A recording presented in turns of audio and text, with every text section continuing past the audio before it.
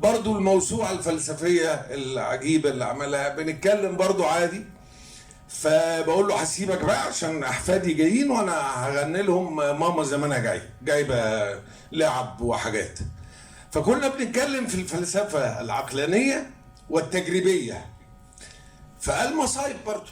قال لي هتصور بقى المثل بتاع ماما زمانها جايه ده، انا اقدر اشرح بيه الفرق بين العقلانيه والتجريبيه. كلام يخضك بجد. وده طول الوقت، ده طول الوقت، ده ما تصيدته منه. المكالمة بيني وبين عصام بتقعد من 9 بالليل ل 12 الظهر، بتقعد نص يوم كامل. فقلت له خطير وان اوانك، وكنت عنيف جدا في المكالمة دي. قلت له يعني انت هتفضل تكتب سيناريو وخلاص؟ املنا فيك اكبر من كده يا عصام، ما في حاجات تانية مستنيينها منك يعني. الغزالي كان بيغزل لكن عمل الشغل. حكايه السيناريو دي حرفه، زيك زي الغزالي زي الزيات زي اي حد. الغريب انه كان بيسمع هذا الكلام يستغرق قوي.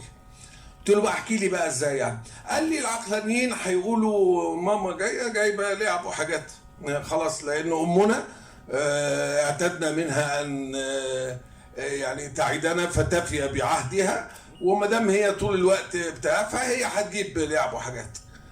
انما التجريبيين يقول لك فين الشنطه؟ انا فتح بالاداء بتاعه، ده الاداء بتاعه بالظبط. فين الشنطه؟ اهي فيها لعب وحاجات. ايوه اذا امنا وفيه تفي بعهدها. قلت له يا عصام ده خطير، انت كده ان اوانك تنزل لنا الفلسفه من القصور العاجيه الى الشوارع. فبدأ يكتب في موسوعة فلسفية ضخمة، وعمل الحمد لله اللي اكتمل مسرحية كاملة يوم موت سقراط. حاجة عالمية يعني. إن شاء الله هتطلع بإذن الله، وإن شاء الله هنسعد بإخراج الأستاذ فاضل ليها بإذن الله إن شاء الله. فابتدى يكتب، وبعديها بأسبوع كلمني قال لي منك لله بعيد غرستني غرزة سودة وحاجات.